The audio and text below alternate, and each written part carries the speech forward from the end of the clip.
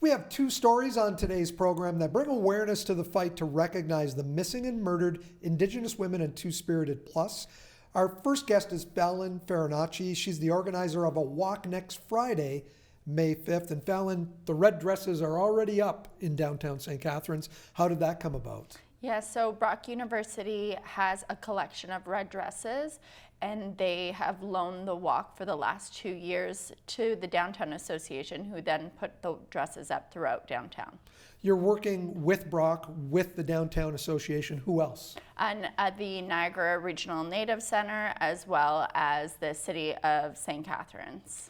This is a very important day, an extremely important day. Can you talk to us about why it's so important? Yeah, absolutely. Bringing awareness around missing and murdered Indigenous women, girls, Two-Spirited, LGBTQIA+ people is really important. We have to continue to have this conversation. It's an ongoing genocide. Indigenous women, girls, Two-Spirited Plus folks continue to be murdered and go missing. It's not something that used to happen, it continues to happen now. And so by everyone coming out to the walk and raising awareness and talking about it, it's going to really bring the conversation to the forefront, as well as continuing the conversation about the need to implement the 231 calls for justice.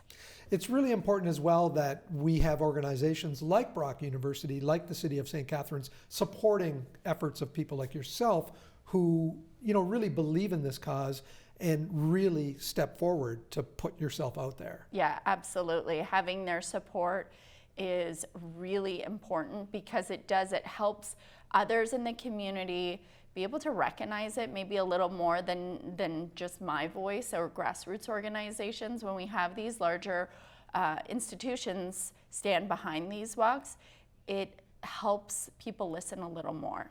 Do you feel there has been a little bit of progress made over the last couple of years? Within the Niagara region, I would say, yeah, I absolutely would. When I first testified for the National Inquiry back in 2017, there was not really any of the conversation around MMIWG happening then.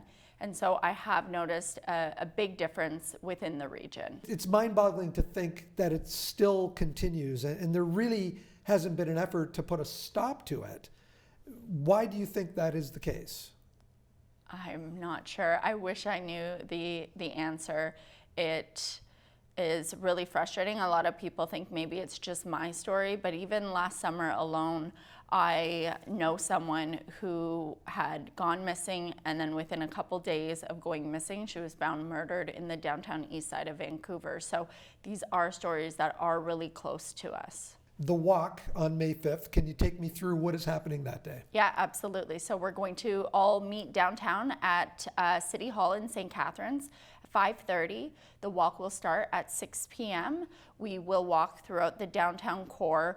It'll be really easy. It'll be a sea of people, hopefully all wearing red. We're encouraging folks to wear red. If you have a drum, bring it. All are welcome. This is not just a walk for Indigenous folks. We want all of the community members involved. And then we'll walk along St. Paul Street, and we will go behind the PAC Center to the Marilyn I. Walker building, where we will end there. And there's actually a Indigenous artisan market that will be happening there. So the walk will probably end around 7, but the market there runs from 6 to 8 p.m. So if there are folks that maybe can't do the walk but want to come out to City Hall and then take a drive down and support the local artisans there, they can, and it runs until 8 p.m. Are you speaking at City Hall and again at the Marilyn I. Walker School? Yes, so we have Jackie Labonte will be opening us and closing us. We also have the Strongwater Singers who will be singing at both locations. Dr. Robin Bourgeois will be speaking. I will be as well. And I've been talking with community members about having youth come up and speak because they are the future. And I could say it, but when they share and they speak, people listen. I mean, I listen to when the youth are speaking as well, because this is ultimately their future. Can I ask you to put a plug in for your GoFundMe campaign that is Yes. still existing, and $106,000 raised for causes exactly related to this? In 2021, I started a GoFundMe. It's called Celebrate Indigenous Resilience. As you mentioned, to date, we've raised over $106,000. There is no fee for this walk. There's no registration either. So what we're asking folks to do is to go to the GoFundMe. They can simply Google Indigenous Resilience, Fallon Farinacci. It will come up and they can make a donation there. Instead of maybe buying their coffee that day, something as little as $5 can go a long way. We're just encouraging folks to make those donations. The funds are usually divided between two organizations that I hold very dear to my heart. The Manitoba Métis Federation for the local for St. Eustache to support youth there. And then the other is Abbey House, which is a transitional home for Indigenous women in St. Catharines.